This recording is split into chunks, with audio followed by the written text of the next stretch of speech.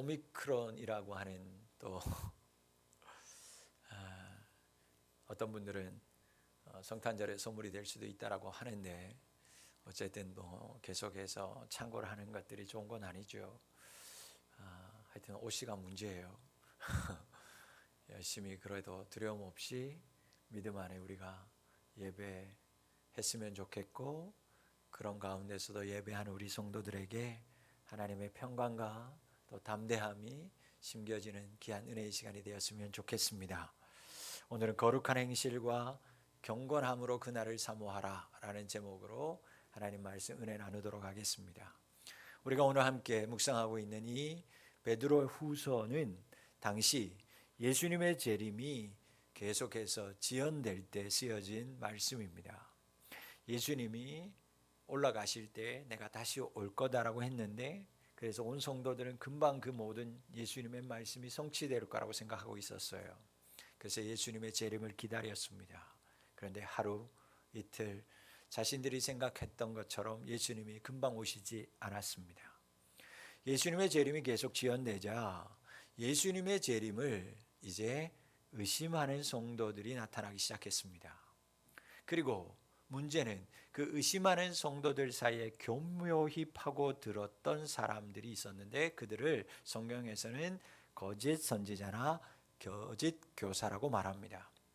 그들이 그들 마음에 파고들어서 저들의 마음을 흔듭니다.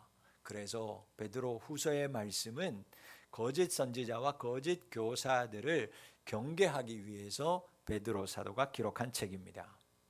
오늘 우리가 읽었던 베드로후서 3장 읽지는 않았지만 바로 앞절 3절 말씀에 보면 이 거짓 교사들이 예수님의 재림을 기다리는 사람들을 유혹하고 미혹할 뿐만 아니라 강한 어조로 저 사람들 좀 미련한 사람들로 취급하면서 조롱까지 했다라는 거예요. 예수님이 언제 오냐? 안 오지 않냐? 많이 기다렸지. 근데 아직도 안 하는데 그걸 아직도 기다려? 그걸 아직도 믿어? 아유 바보들, 조롱했다라는 거예요. 여러분, 신앙이 과연 뭘까요? 여러분, 신앙이 뭘까요? 한마디로 정의할 수는 없지만 신앙의 범주 안에 여러분 분명하게 있어야 할 것은 바로 종말에 대한 기대와 소망이에요.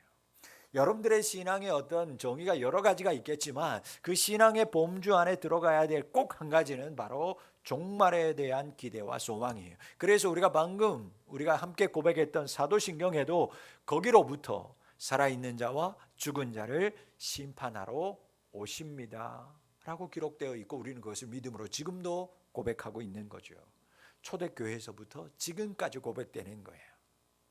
만약 혹시라도 여러분들 중에 종말에 대한 신앙이 없는 사람이 있다면 여러분, 그분은 그리스도인이라고 할 수 없습니다. 종말에 대한 기대와 소망을 부정하는 사람은 예수님을 믿는 사람이 아닙니다. 여러분, 종말에 관한 소망이 없는 사람은 어떤 사람일까? 종말에 대한 기대와 소망이 없는 사람은 어떤 사람이냐면 이런 사람이에요. 자신의 영혼이, 내 영혼이 최종적으로 가야 할 곳을 알지 못하는 사람이에요. 종말에 대한 신앙이 왜 중요할까? 그 중에는 이런 생각을 하시는 분들이 분명히 있습니다. 하루하루 열심히 살면 되지 왜 그 무거운 종말에 대한 이야기를 꼭 교회에서 할 필요가 있을까? 내일 일도 모르는데 언제 일어날지도 모르는 이 불투명하고 불분명한 이야기를 굳이 교회가 성도들이 해야 할 이유가 있을까?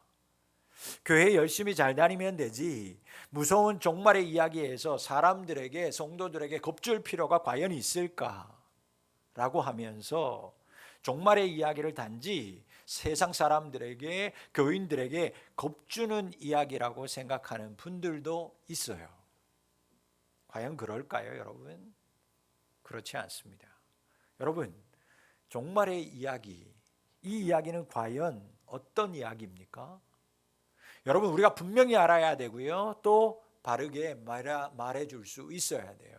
여러분, 종말의 이야기는 어떤 이야기냐? 무서운 이야기도 아니고 무거운 이야기도 아니고 그 종말의 이야기는 다시 오실 예수님에 대한 이야기인 줄 믿습니다.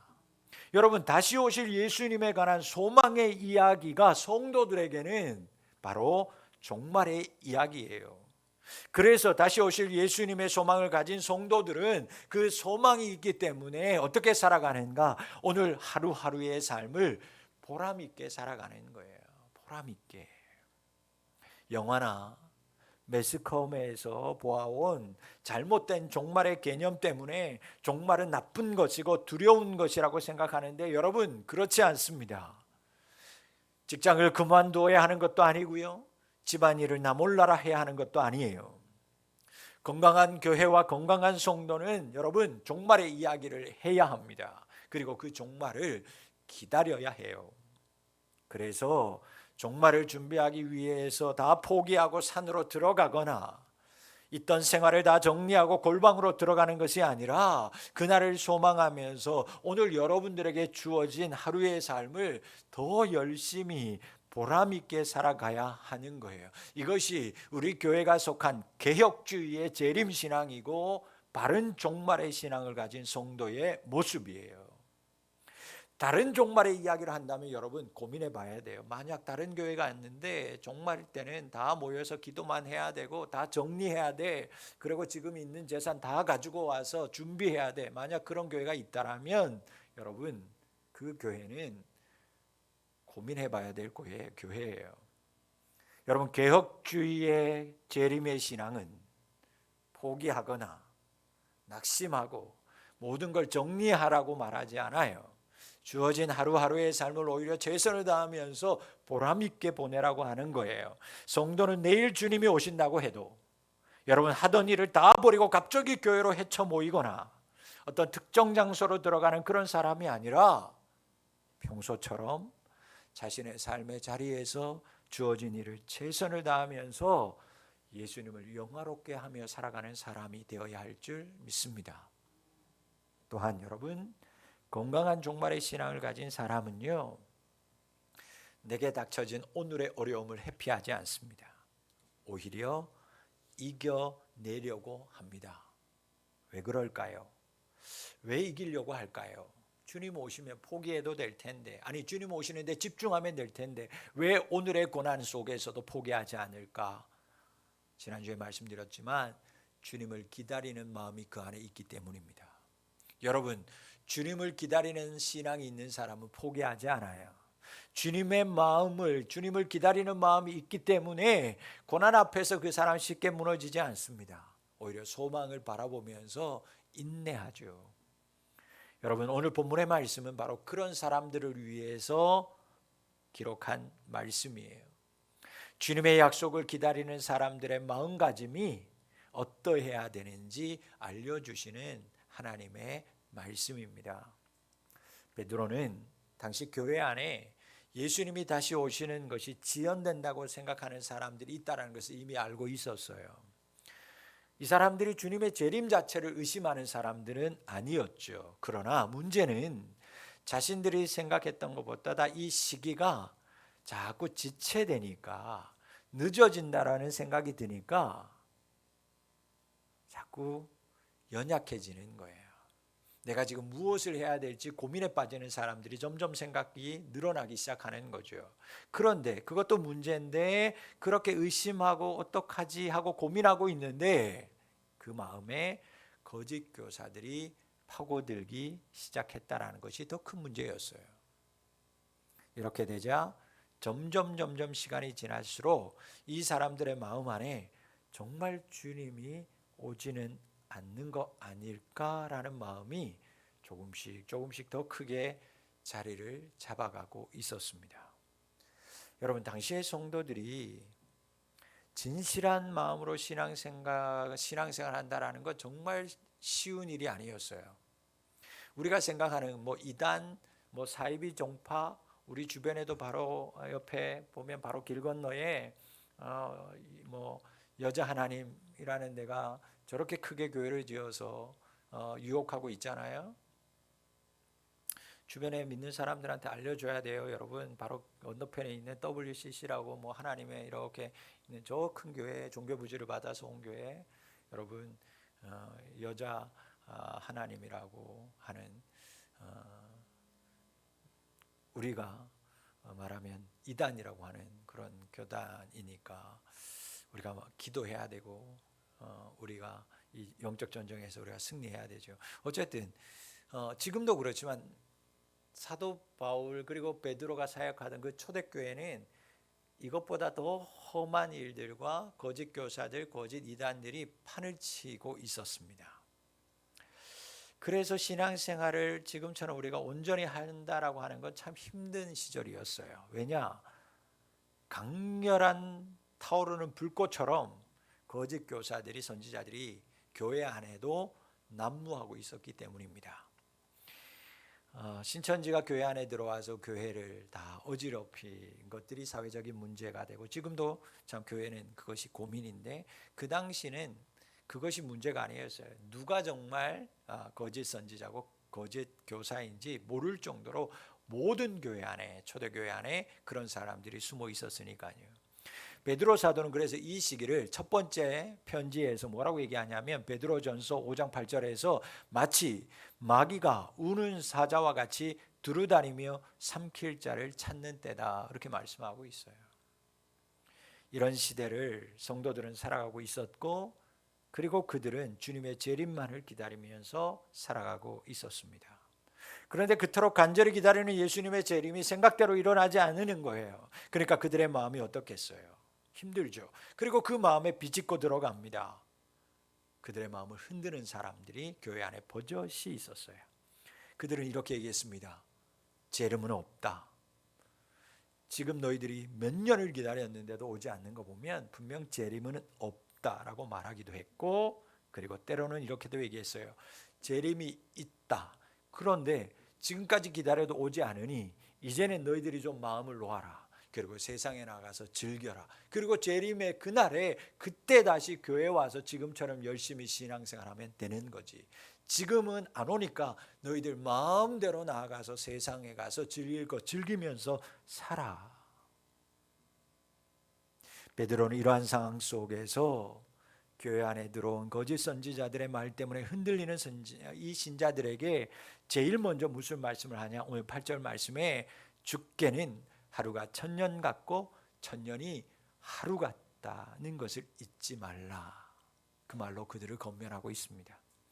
여러분, 하루가 천년 같고 천년이 하루 같다라는 이 말의 뜻은 하나님에게는 아무리 긴 시간도 그 길이만큼 느껴지지 않는다, 그런 뜻이에요. 여러분, 하나님만 그러신가? 우리도 그렇게 느낄 때가 있어요. 시간에 대한 느낌이 다 다르죠. 여러분, 살아온 지난 날들을 한번 생각해 보세요. 우리도 어느 때는 시간이 너무너무 빨리 지나간다고 느낄 때가 있고, 수십 시간이 지난 것 같은데도 정말 찰나로 느껴질 때가 있고, 찰나라고 생각했는데 너무 길게 느껴지는 순간도 우리는 그렇게 경험하게 되죠.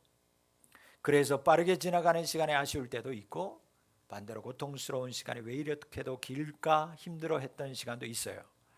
똑같은 시간인데도 느끼는 체감은 너무 다를 때가 있어요.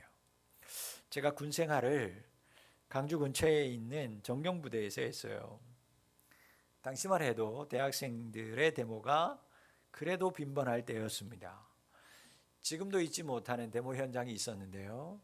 제가 있을 때만 해도 뭐 돌이나 쇠파이프나 나오는 거는 흔했는데 화염병은 그렇게 흔하지 않았는데, 가끔 화염병도 나왔던 현장이었어요. 더운 여름이었는데 꽤나 격렬했어요. 조선대에서 또 전남도청에서 그 옆에 있는 금남로로 얼마나 뛰어다녔는지 몇 번의 어떤 현장들이 충돌을 했어요. 그때 제가 느낀 시간은 정말 현장이 다 끝나고 다 이제 모든 상황이 끝나고 났을 때, 그때 제가 느낀 시간은 정말 과연 한 10분 정도 지났을까? 한 5분이나 10분 지났겠구나. 근데 시간을 보니까 3시간이 지났더라고요. 3시간. 상황이 다 끝나고 그 진압법을 다 벗었는데, 제가 지금까지도 경험한 적이 없고 그날 딱 하루 제 몸에 소금기가 있더라고요. 얼마나 정신없이 쫓아다녔는지. 그 여름에 사람 몸에도 소금이 생긴다는 걸 그날 제가 직접 체험했어요. 여러분, 사람들마다 그렇게 느끼는 거예요. 2시간을 1분 1초처럼 느낄 때가 있더라는 거죠. 1분 1초를 3, 4시간, 며칠로 느껴질 때도 있더라는 거예요. 사람도 여러분 이러한데, 여러분, 하나님의 시간은 우리의 시간의 개념과 달라요. 우리는 일단 이것을 인정할 수 있어야만 합니다. 주님이 다시 오실 시간은 우리 인간이 체감하는 시간과 다를 수 있음을 일단 우리는 인정해야 돼요. 여러분, 그래서 예수님이 다시 오시는 것이 시간의 문제일까? 여러분, 시간의 문제일까? 많은 사람들이 오실 주님을 기다렸어요. 지금도 기다리고 있어요. 그러다 보니 다양한 종말에 관한 의견이 이곳저곳에서 제시되는 것도 사실이죠. 그래서 이단도 생기고 많은 사회적인 문제도 발생하기도 하죠. 1999년 세기 말, 그때의 불안한 심리와 이 재림의 사건들이 결합해서 사회적인 물의를 일으킨 사람들, 단체, 우리는 매스컴을 통해서 분명히 목격했어요. 지금도 생태계의 파괴가 있을 때마다, 급격한 전쟁과 환경오염이 있을 때마다 이것을 종말로 연결하려고 하는 열심 있는 사람들을 쉽게 찾아볼 수 있죠. 여러분, 그날에 대한 시간과 장소를 정말 예측하는 것이야말로 정말 인간에게 있어서 가장 무의미한 거예요. 왜냐? 다시 오신다는 주님의 약속은 예수님의 의지이기 때문에 그렇습니다. 주님은 우리를 위하여 다시 오신다고 분명하게 말씀하셨어요. 여러분, 그것이 우리를 향한 주님의 의지요, 주님의 마음입니다. 변함이 없어요. 그렇기 때문에 주님은 반드시 옵니다. 그러나 그것은 주님의 의지예요. 주님의 주권 아래 있는 것이에요. 그래서 인간이 예수님이 오시는 시간과 예수님이 오실 그 장소를 예측하는 것만큼 어리석은 일은 없는 거예요. 여러분, 예수님이 다시 오시는 사건은, 시간은, 장소는 인간의 고난 밖의 일이에요. 그것을 알려고 하는 것 자체가 이상한 거죠. 어느 신학자는요, 인간이 생각하지 말아야 할 것 이상을 생각하는 것도 죄다라고 말했어요. 그렇다면 우리가 예수님의 재림이 더디다고 생각할 정도로 정말 오래 기다렸는데, 정말 우리가 또한 정말 오래 기다렸는데 그 긴 오랜 시간 동안 우리 예수님은 과연 무엇하고 계셨을까?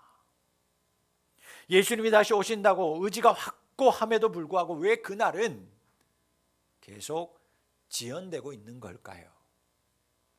9절 말씀에 그 답이 있습니다. 오늘 본문 9절 말씀이 이렇게 얘기하죠. 주의 약속은 어떤 이들이 더디다고 생각한 것 같이 더딘 것이 아니라 오직 주께서는 너희를 대하여 오래 참으사 아무도 멸망하지 아니하고 다 회개하기에 이르기를 원하시느니라. 여러분, 왜 예수님의 의지가 오겠다고 분명한데도 왜 오시는 사건이 계속 지연되는 걸까? 왜 오신다고 했는데 아직도 안 오시는 걸까?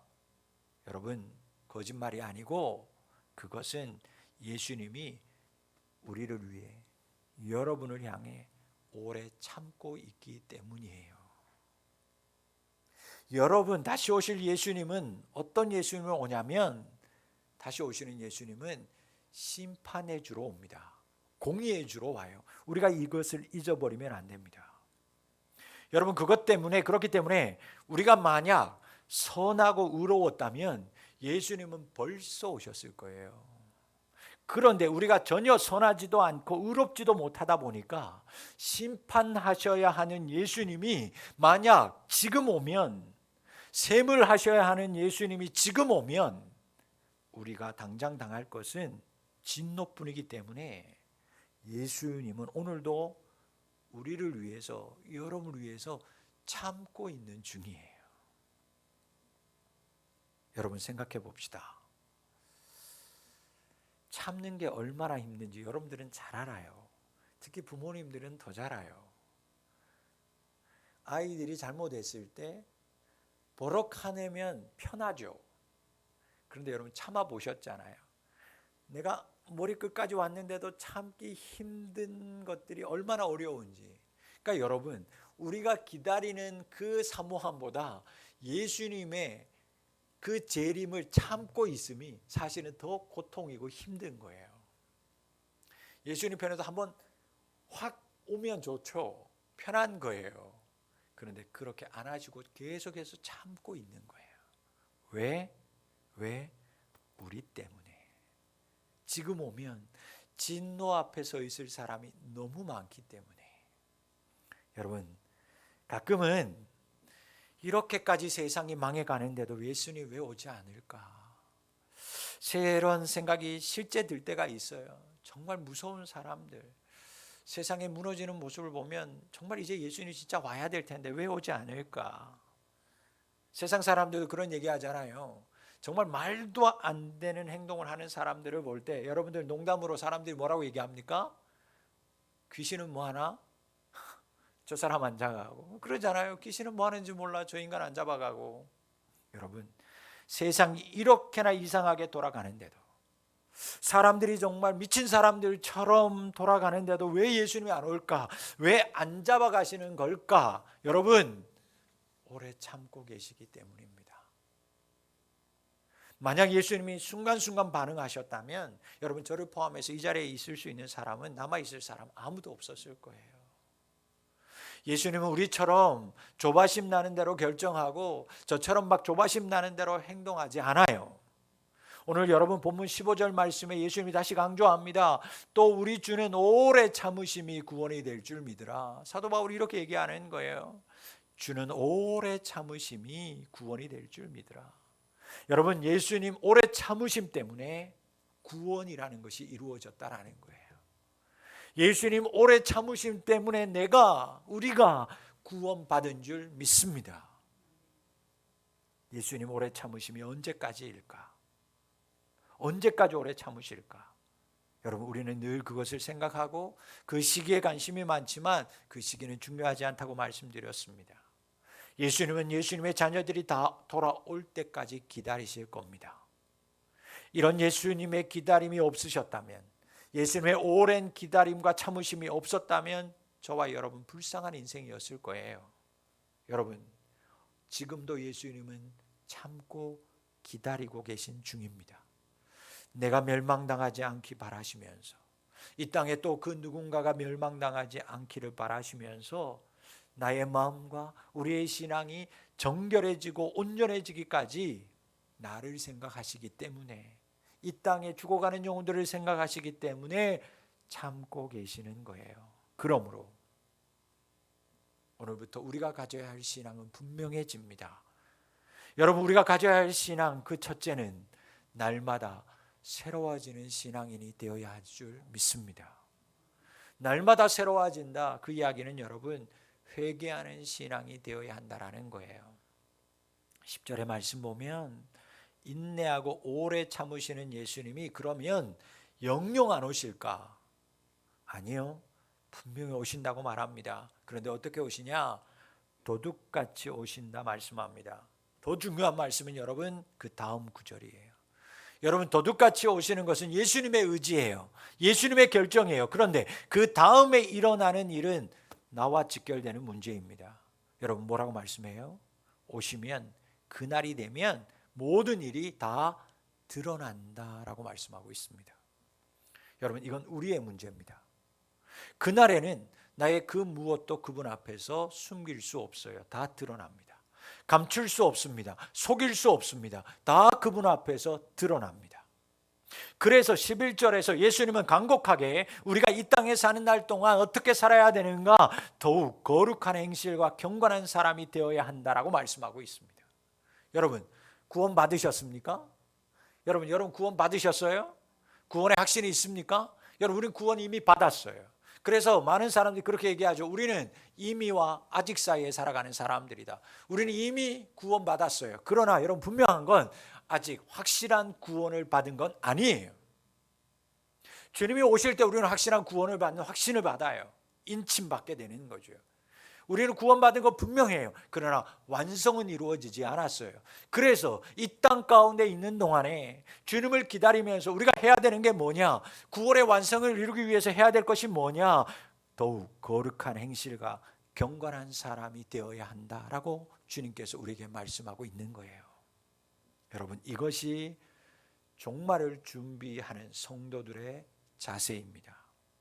종말을 준비하는 성도가 정말 준비해야 될 것은 어느 시간을 준비하는 것도 어느 장소도 준비하는 것도 아니라 거룩한 행실과 경건한 사람됨의 준비인 줄 믿습니다. 이 시간 내가 준비해야 될 것이 무엇이라고요? 거룩과 경건의 회복입니다. 거룩을 회복하는 성도들이 될 수 있기를 바랍니다. 경건을 회복하는 우리 성도들이 될 수 있기를 축복합니다. 거룩은 무엇일까? 세상과 구별하는 것입니다. 거룩은 존경하는 마음이 거룩입니다. 그래서 하나님의 사람들은 세상과 사람들로부터 구별되어서 하나님을 존경하며 살아야 합니다. 이것이 거룩의 삶입니다. 그렇다면 경건은 무엇인가? 여러분, 경건은 하나님을 경험함으로 알게 되는 깊은 믿음을 경건이라고 얘기합니다. 지식적인 믿음이 아니라 하나님을 인격적으로 경험함으로 말미암아 더 깊어지고 높아지는 믿음, 그것이 바로 경건이에요. 그런 경건의 사람은 여러분, 나의 이익과 나의 유익을 따르지 않고 살아갑니다. 나의 유익과 나의 경험이 아니라, 나의 어떤 유익이 아니라 하나님의 영광을 위해서 살아가는 믿음, 바로 그것이 경건이에요. 그래서 경건의 사람은 나의 뜻이 아니라 하나님의 뜻을 완성하고자 하는 뜨거운 의지가 살아 있습니다. 나는 비록 연약하지만, 나는 세상에서 비록 아무것도 아닌 존재 같지만 그 안에는 하나님의 나라를 세우고자 하는 뜨거운 열정과 열망이 식어지지 않습니다. 그 의지를 꺾지도 않습니다. 코로나 바이러스 두려움이 있지만 하나님의 뜻을 완성하고자 하는 경건의 마음을 그는 꺾지 않습니다. 나를 택하여 부르신 하늘에 계신 아버지 하나님의 선하신 뜻이 내 영혼 속에 온전히 이루어지기를 뜨겁게 소망하면서 그것을 위해서 내가 할 수 있는 최선의 노력을 다하는 것, 그것이 바로 경건이고 경건의 삶입니다. 마치 사드락, 메삭, 아벳느고, 다니엘처럼 믿음을 지키면 죽을 수밖에 없는 상황 가운데에서도 하나님의 뜻을 이루기 위해서 하나님이 그들 안에 부어주신 그 뜨거운 열정을 굽히지 않은 믿음, 바로 그것이 경건입니다. 도저히 믿음을 지킬 수 없는 상황 속에서도 거짓 선지자들이 판을 치고 재림은 없다라고, 재림 때가 되어서 그때 돌아와도 된다라고 말하는 상황 속에서도 끝까지 믿음을 지키는 그 믿음, 그것이 바로 경건입니다. 그러므로 사랑하는 성도 여러분, 그동안 거룩한 신부로 살지 못했던 지난날의 나의 행실을 회개해야 합니다. 내 생각대로 행하였던 것 회개해야만 합니다. 세상에 취하여 살았던 부끄러웠던 행실을 우리는 이제 버리고 술 취함과 방탕함을 이제는 버려야만 합니다. 그것이 거룩이요, 그것이 경건이기 때문에 그렇습니다. 거룩하지 못했고 경건하지 못했던 지난 날을 돌아보면서 우리는 이 기간 회개하는 삶을 살아야만 합니다. 열정 없이 예배하고 세상이 두려워서 하나님의 뜻을 뒤로 미루고 포기했던 것 회개해야 합니다. 나의 유익을 위해서 하나님께 예배해야 할 시간을 나를 위해, 세상을 위해 쓴 것 회개해야 합니다. 하나님께만 예배해야 될 마음을 사람들에게 나누어 주고 세상 유혹에 빼앗겼던 것들을 우리는 회개해야 합니다. 하나님 주신 선한 뜻이 있었는데, 그 열정이 있었는데 그 열정들을 다 빼앗겨버리고 그 하나님의 주신 선한 뜻을 꺾어버리고 세상과 사람들과 타협하면서 하나님을 향한 열정 없이 살아왔던 지난 날들을 우리는 이제 회개해야 합니다. 여러분, 예수님이 참고 있는 지금 이 시간은 주님이 우리에게 은혜로 주신 시간이에요. 복으로 주신 시간입니다. 그러므로 지금 더 늦기 전에 우리는 예수 그리스도의 보혈 앞으로 나아가야 합니다. 지금은 우리 모두가 예수님의 십자가의 은혜를 다시 구해야 하는 시대를 살아가고 있는 것입니다. 그때 하나님이 다시 우리를 새롭게 하셔서 거룩한 행실과 경건한 사람으로 거듭나게 하여 주실 줄 믿습니다. 두 번째, 우리가 가져야 할 신앙은 참는 신앙인이 되어야만 합니다. 인내의 신앙인이 되어야 돼요. 12절 말씀 보면 하나님의 날이 임하기를 바라보고 간절히 사모하라 말씀합니다. 13절 말씀, 우리는 그의 약속대로 의가 있는 것인 새 하늘과 땅을 바라보도다. 14절, 그러므로 사랑하는 자들아 너희는 이것을 바라보나니 주 앞에서 점도 없고 흠도 없이 평강 가운데서 나타나기를 힘쓰라. 여러분, 이 땅에 사는 동안에 참는 게 믿음이고 참는 게 신앙이에요. 예수님의 이 땅에 지금 내려오고 싶어요. 믿는 성도들이 세상의 고난과 아픔 속에서 당하는 거 보시면 지금 당장이라도 오고 싶어 하시죠. 그러나 한 영혼이라도 살리기 위해서 참아요. 그래서 믿음의 주라고 하시는 거예요. 우리는 믿음의 주여 온전하신 예수님을 따라가는 사람들입니다. 여러분, 다른 게 믿음이 아니에요. 다른 게 신앙이 아니에요. 참는 것, 인내하는 것, 그것이 바로 신앙입니다. 여러분, 주님의 날을 기다리면 기다리는 사람일수록, 안 기다리는 사람은 몰라요. 그 사람들은 얘기할 필요도 없어요. 주님의 날을 기다리면 기다릴수록 어떻게 느껴지냐면 주님 오시는 것이 너무 늦다. 왜 오늘도 안 오실까? 우리의 신앙의 선조 어느 목사님이 그런 시를 썼나요? 그런 고백을 했다잖아요. 붉은 노을이 올 때마다 오늘 주님 오시려나 보다. 그렇게 주님을 기다렸어요.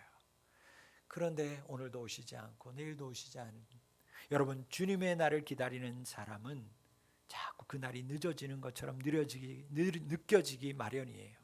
그러나 여러분, 이렇게 더디 오는 주님의 날까지도 우리가 인내하며 찾는 것, 그것이 바로 신앙입니다. 예수님이 이렇게 얘기하잖아요. 친히 깨어 있어야 된다. 깨어 있으라. 여러분, 깨어 있어야 된다는 말이 뭐예요? 항상 주님을 묵상해야 된다, 그 얘기예요. 주님 묵상해야 된다라는 거예요. 여러분, 그 목사님은 붉은 노을이 떠오를 때마다 주님을 묵상하는 그런 신앙인이었어요. 여러분, 주님을 간절히 기대하고 주님을 간절히 사모하라고 하는 말이 깨어 있어야 한다라는 말이었어요. 종말의 때가 가까워질수록 여러분, 11절 말씀처럼 이 세상에 어떤 일들이 일어나냐면 기존의 가치와 형상들이 풀어질 거야, 그렇게 말합니다. 여러분, 묶여져 있는 게 풀어진다라는 거예요. 뭔 얘기일까요? 무엇이 진짜 선인지 무엇이 진짜 악인지 다 풀어져서 뭔지 모르겠다라는 거예요. 가치관의 혼동이 온다라는 거죠. 여러분, 요즘 보세요. 동성애, 여러분, 분명한 악이에요. 그런데 어떤 사람은 그것이 선이라고 말하는 사람이 있어요. 그러니까 요즘에 이제부터 공부하는 아이들은 초등학교 유치원부터 정말 이 동성애와 모든 것들이 진짜 선인지 이거 악인지 모르는 상태로 공부를 배워요. 우리도 예전 어릴 때부터 창조론에 대해서 교회에서 창조론 얘기하는데 학교는 가면 진화론을 얘기합니다. 무엇이 진짜인지 선인지 풀어지는 때가 온다라는 거예요. 헷갈려요. 혼동에 빠져요. 전에는 저게 분명 악이었는데 지금 이게 진짜 악인지 선인지도 나도 참 모르겠다. 무질서가 판을 침에도 불구하고 이게 무질서가 선인지 악인지도 모른다라는 거죠. 그때 어떠한 사람이 되어야 하는지 오늘 말씀하는 거예요. 바라보는 자가 되라. 사랑하는 아들아, 사랑하는 딸아, 그런 풀어지는 때가 될지라도 무질서가 판을 치는 세상이 될지라도 사모하는 자가 되라. 즉 참고 기다리는 사람 되라. 그것이 깨어있는 사람이다 라고 말씀합니다. 사랑하는 성도 여러분, 기다리는 자, 참는 자 되실 수 있기를 주의 이름으로 축원합니다. 왜 참아야 될까? 왜 기다려야 될까? 온전한 구원에 이르게 되기 때문인 줄 믿습니다. 여러분, 참고 기다리는 자에게 온전한 구원이 이루어집니다. 또한 그렇게 참고 기다리는 사람들은 그날이 되면 억울함이 다 풀어지게 될 거예요.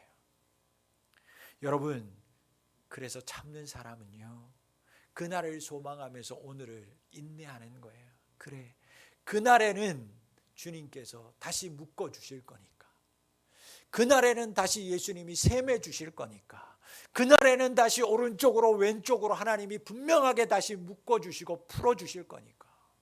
그때에는 내가 이 세상에서 산 것이 옳은 것이고 정의였다라는 것을 하나님이 증인으로 세워줄 거니까.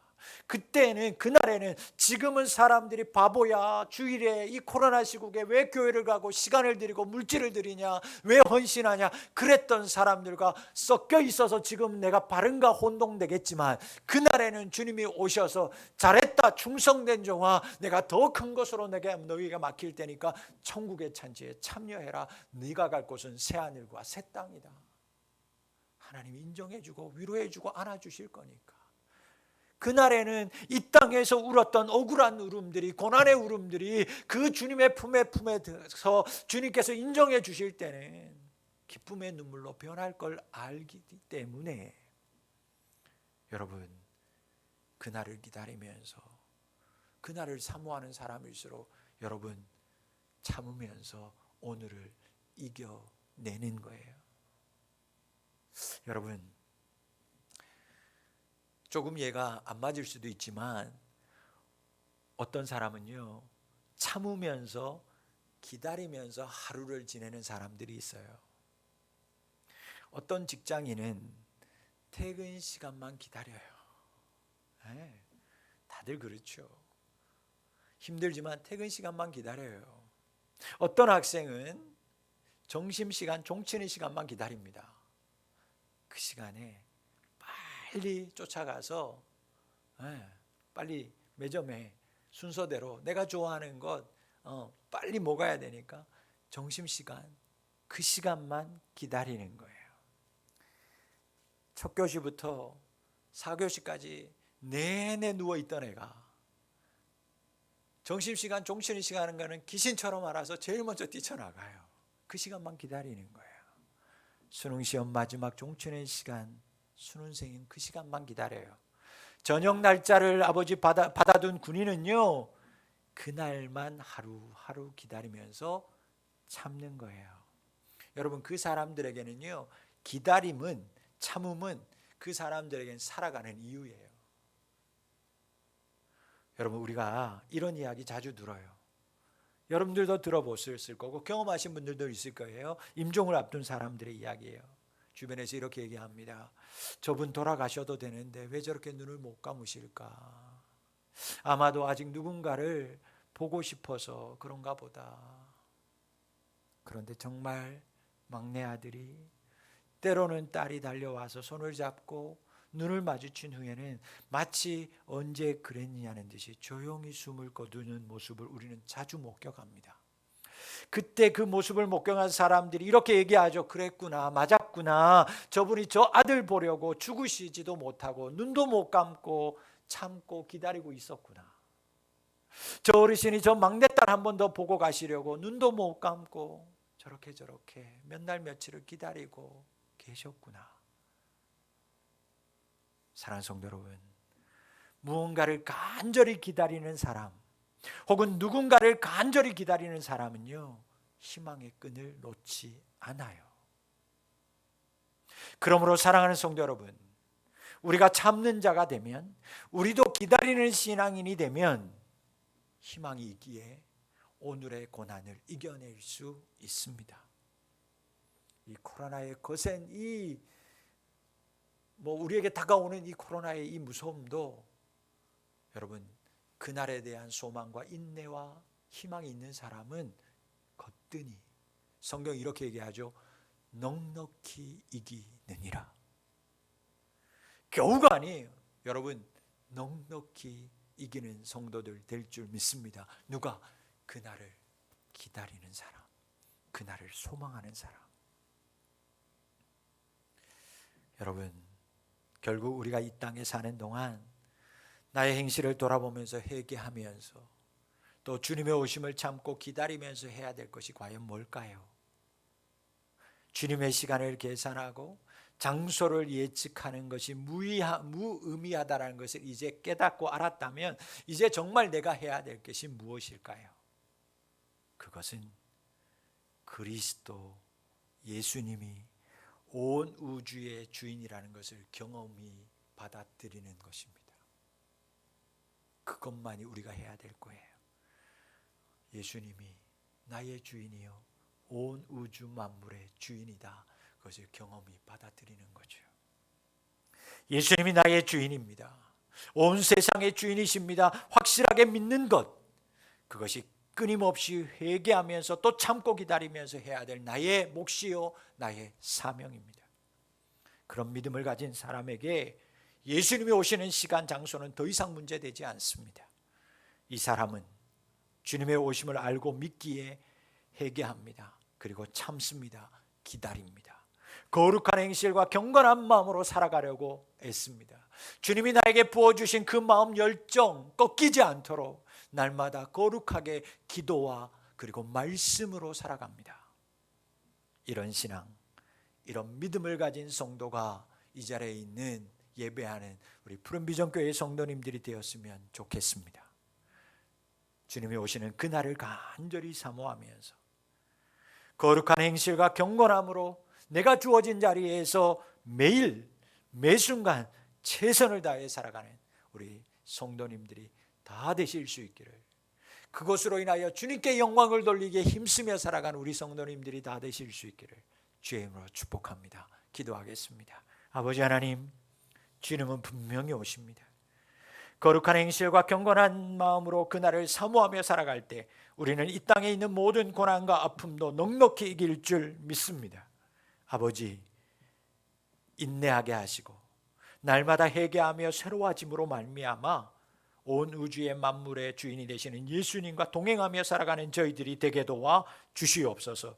주님이 나에게 부어주신 성령의 뜨거움과 열정들이 기다리면서 꺾이지 않도록 매 순간 매일 주어진 자리에서 말씀과 기도로 거룩하여지며 주어진 사명을 최선을 다해 살아가는 우리 가족들 되게 하여 주시옵소서. 예수님의 이름으로 감사하며 기도하옵나이다. 아멘. 찬송 488장 찬송하시면서 결단하며 봉헌하겠습니다. 찬송 488장입니다.